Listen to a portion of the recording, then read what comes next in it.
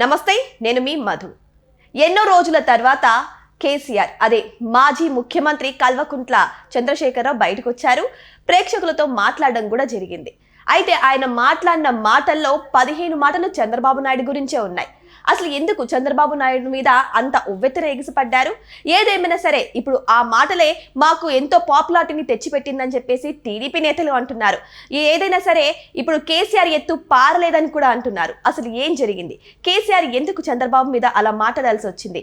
నిజంగానే టీడీపీకి కలిసి వచ్చిందా అనే విషయాల గురించి ఈ రోజు మనం తెలుసుకుందాం. ప్రస్తుతం మనతో పాటు ఉన్నారు సీనియర్ జర్నలిస్ట్ డాక్టర్ దుర్గా వడ్లమాల గారు. వారిని అడిగి మరిన్ని విషయాలను తెలుసుకుందాం.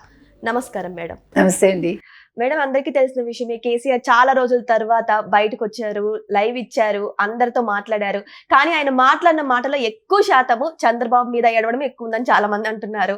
సో ఆంధ్రప్రదేశ్ గురించి, చంద్రబాబు గురించి కాకుండా తెలంగాణ గురించి కూడా మాట్లాడింటే బాగుండని అంటున్నారు. కానీ ఎన్ని మాట్లాడినా సరే కేసీఆర్ ఎత్తులు మాత్రం చంద్రబాబు మీద అస్సలు ఉండవు అని అంటున్నారు. చంద్రబాబు కూడా అలాంటి ధీటు కామెంట్స్ చేశారని అంటున్నారు. అసలు ఏం జరిగింది మేడం? అంటే నిన్న మీరు చెప్పినట్టుగా 2 years తర్వాత ఫామ్ హౌస్ నుంచి బయటకు వచ్చిన కేసీఆర్ కొత్తగా ఏదో చెప్తారు, తెలంగాణని ఏదో ఉద్ధరిస్తాడు అనుకుంటే ఎప్పటిలాగానే మాట్లాడాడు ఆయన. ముఖ్యంగా చంద్రబాబు నాయుడిని టార్గెట్ చేశారు.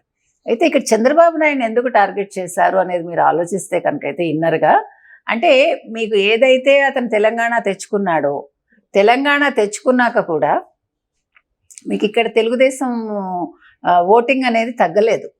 అది బీఆర్ఎస్కి పడలేదు. చంద్రబాబు నాయుడికి ఉండే ఆ కాన్స్టెంట్ ఓటింగ్ అప్పుడు అలాగే ఉండింది. అందుకనే ఆయన ఏంటి టీఆర్ఎస్ ఆకర్షణలో ఏమనాలో మనకు తెలియదు, కానీ తెలుగుదేశం నుంచి నాయకులందరినీ తీసుకెళ్ళాడు అతను కదా.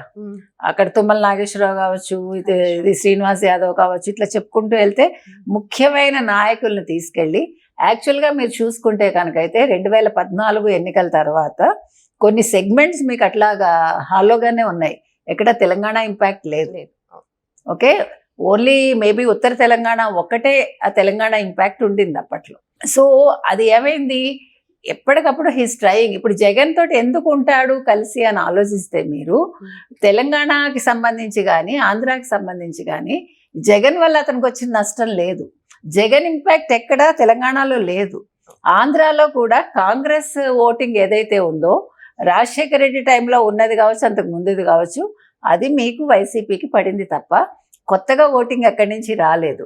ఇక్కడ మీకు తెలంగాణలో ఉండే కాంగ్రెస్ ఓటింగ్ అంతా కూడా మీకు బీఆర్ఎస్కి పడింది. సో ఇప్పుడు ఏం జరిగింది, ఇప్పుడు మొన్న మీకు జూబ్లీ హిల్స్ ఎన్నికలు ఏవైతే జరిగాయో ఇక్కడ ఇంకా తెలుగుదేశం ముద్ర పోలేదు. ప్లస్ రేవంత్ రెడ్డి తాను మొక్కే, తను కూడా తాను మొక్కే, అది మర్చిపోతున్నాడు. ఇప్పుడు అతను ఎన్ని కుతంత్రాలు చేసినా రేవంత్ రెడ్డి కూడా తెలుగుదేశం నుంచి వచ్చిన వాడు, అతనికి తెలీదా? సో ఇది జీర్ణించుకోలేకపోతుంది. అందుకని నిన్న ఏం చేశాడు, మళ్ళా చంద్రబాబు మీద పడ్డాడు. ఇవాళ ఆంధ్రప్రదేశ్ అభివృద్ధి చెందుతోంది. ఇక్కడ ఈయన ఫ్యూచర్ సిటీ అంటున్నాడు రేవంత్ రెడ్డి. అంటే ఆల్రెడీ 3 సిటీలు ఉన్నట్టే కదా, ఫ్యూచర్ సిటీ అనేది 4th సిటీ. సో ఇక్కడ చంద్రబాబు డెవలప్ చేశాడు. ఇప్పుడు ఆంధ్రాని డెవలప్ చేస్తున్నాడు. 20 లక్షల కోట్ల పైగా పెట్టుబడులు వచ్చేసాయి. ఇప్పుడు 7,20,000 ఎంతో ఉద్యోగాలు వచ్చేసాయి, ఇంకా వచ్చేస్తాయి. ఓ పక్క కేంద్రంలో చక్రం తిప్పుతున్నాడు. తను కేంద్రంలో చక్రం తిప్పాలనుకుని టీఆర్ఎస్ని బీఆర్ఎస్ చేస్తే ఏదో అదేంటంటారు, ఒక కంటికి మందేస్తే ఉన్న కన్ను కూడా పోయిందని 2 కళ్ళు పోయాయని, అట్లాగా అతని పని ఎందుకు కాకుండా పోయింది. కాబట్టి ఇప్పుడు మళ్ళా చంద్రబాబు నాయుడుని తిడితేనే నాకు లైఫ్ అనుకుంటున్నాడు, కానీ అక్కడ మళ్ళా తప్పులో కాలేస్తున్నాడు ఆయన. ఎందుకంటే ఈరోజు కావాల్సింది, మీరు చంద్రబాబు నాయుడు గురించి మాట్లాడటం వల్ల చంద్రబాబు నాయుడు ఇమేజ్ పెరుగుతుంది, అది అతనికి అర్థం కావట్లేదు.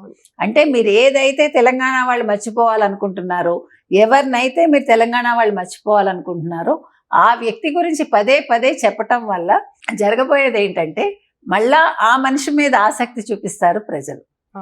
సో అందుకని ఇప్పుడు కేసీఆర్ మళ్ళా తెలియక అదే తప్పు చేస్తున్నాడు. చాలా తెలివిగా మాట్లాడుతున్నాను అనుకుని నిన్న జూరాల విషయం తీసుకొచ్చాడు, ఎక్కడా కాళేశ్వరం ప్రస్తావన తేలేదు. కానీ అతనికి అర్థం కాని విషయం ఏంటంటే నిన్న అందరూ కూడా తిరగబడ్డారు కేసీఆర్ మీద.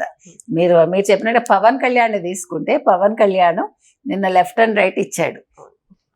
ఆల్రెడీ అంతకుముందే అన్నాడు కోనసీమకి దిష్టి తగిలిందంటే తెలంగాణ దృష్టి కాదు అతను అన్నది, యాక్చువల్లీ కేసీఆర్ దృష్టి అన్నాడు.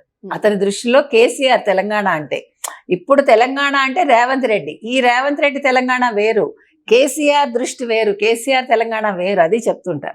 ఈ రోజు కేసీఆర్ తెచ్చిన తెలంగాణ గురించి ఎవరు మాట్లాడటల్లా. ఇవాళ తెలంగాణ వచ్చేసింది, ఇది ఒక రాష్ట్రం, ఇది మా రాష్ట్రం అని వాళ్ళు అనుకుంటున్నారు. రేవంత్ రెడ్డిని కోరుకుని తెచ్చుకున్నారు. ఇవాళ ఎవరు కూడా మళ్ళా కేసీఆర్ రావాలని అనుకోవట్లా. ఎందుకు అనుకోవట్లేదంటే కేసీఆర్ కుటుంబంలోనే యూనిటీ లేనప్పుడు ఇంకా రాష్ట్రంలో ఎటువంటి యూనిటీ తీసుకొస్తాడు ఆయన? రాష్ట్ర ప్రజలకు ఏం చేస్తాడు? ఒక నలుగురు కలిసి ఒక కుటుంబం మొత్తం ఒక రాష్ట్రాన్ని దోచుకుంది. ఒక తండ్రి, ఒక కొడుకు, ఒక మేనల్లుడు, ఇంకో మేనల్లుడు, ఓ కూతురు, మొత్తం 5గురు. కూతురు ఇవాళ బయటికి వెళ్ళిపోయింది, ఆ కూతురు ఇవాళ కుంపటిగా మారింది. అందుకని ఇక్కడ జరుగుతున్నది ఏంటంటే కేసీఆర్కి ఏం చేయాలో తెలియట్లా. ఇవాళ ప్రజల్లోకి ఎందుకు వచ్చాడంటే ఇవాళ అక్కడ జగన్మోహన్ రెడ్డి బయటకు వస్తున్నాడు, ఇక్కడ ఈయన బయటకు వచ్చాడు, ఇద్దరు కూడబలుక్కుని వచ్చారు. అంటే మళ్ళా 2028 ఈయన, 2029 ఆయన ముఖ్యమంత్రులు అవుతామని కలలు కంటున్నారు. కానీ కలలు నిజమైతే కావండి. ఎందుకంటే ప్రజలకు కావాల్సింది అభివృద్ధి సంక్షేమాలు ఇచ్చేవాళ్ళు తప్ప ఉత్త సంక్షేమం ఇచ్చేసి లేదు కబుర్లు చెప్పేసి మేము కొంతమందికి. ఇక్కడ తెలంగాణలో కేసీఆర్ రైతు భరోసా ఇచ్చినప్పుడు అతను చేసిన తప్పిదం ఏంటో తెలుసా మీకు? మీరు నమ్మరు, బెంజ్ కారుల్లో BMW వచ్చి ఎకరాకి అప్పుడు ఎంత 8,000 ఎంత ఇచ్చాడు కదా, అంటే 8,000 ఇంటూ 100 ఎకరాలు 500 ఎకరాలు అట్లా డబ్బులు తీసుకెళ్ళిపోయారు. నిజం. మా ఇంటి చుట్టుపక్కల బాగా రిచ్ ఉన్న వాళ్ళు కూడా అసలు నెలకి 1,00,000 అద్దెలు వచ్చే వాళ్ళు కూడా వెళ్ళి తెచ్చుకున్నారు. మీకు తెలీదు. అందుకని అలాంటి వాళ్ళకి ఇచ్చాడు. అంటే ఫస్ట్ విడత 4,000, తర్వాత విడత 4,000 కదా, అట్లా ఎవరికి వాళ్ళు తెచ్చుకున్నారు. అందుకని రైతు భరోసా వల్ల బాగుపడింది సామాన్య రైతు కాదు, ఆ రోజుల్లో ఉన్న వాళ్ళకే మళ్ళా ఇచ్చాడు. అంటే తన వాళ్ళు ఎక్కువ ఉంటారు, మీరు గమనించుకోండి. అంటే వెలమదొరలు కావచ్చు, లేకపోతే రెడ్లు కావచ్చు, అందరూ ఉన్నత వర్గాల వాళ్ళకి ఎక్కువగా ఇచ్చుకున్నాడు. కాబట్టి దాన్ని తగ్గిస్తున్నాడు ఇవాళ రేవంత్ రెడ్డి. మీకు అది ఇక్కడ జరుగుతున్నది. రైతు భరోసా తగ్గింది అంటే రైతు భరోసా ఇవ్వడం మాంటం లేదు, దాన్ని ఇంకొక పేరేదో పెట్టారు ఇది కాంగ్రెస్ వాళ్ళు. కానీ ఇక్కడ నిజంగా ఎవరికి ఇవ్వాలో వాళ్ళకే ఇస్తానంటున్నాడు ఈయన. మీకు ఇప్పుడు అర్థమైందా నేను చెప్పింది? ఇప్పుడు సాధారణ మనిషికి ఇవ్వకుండా బాగా ఉన్నత స్థాయిలో ఉండి, బాగా డబ్బులుండి, వ్యాపారాలుండి, వాళ్ళకి 10 ఎకరాలు ఉంటే వాళ్ళు రైతులు ఏంటండి? ఎవరు అర్హత ఉంటుందో వాళ్ళకి రావాలి, అర్హులైన వాళ్ళకే ఇవ్వాలి.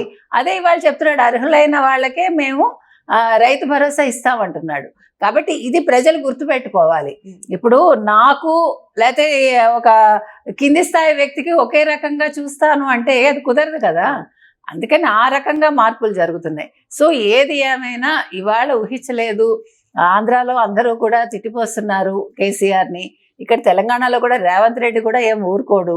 కాబట్టి ఇవాళ ఏదో చంద్రబాబు నాయుడిని తిడితే మళ్ళీ ఓట్లు పడతాయి అనుకుంటే అది భ్రమ. అది మళ్ళా తెలుగుదేశానికి మంచి చేస్తుంది. Thank you so much madam. Thank you.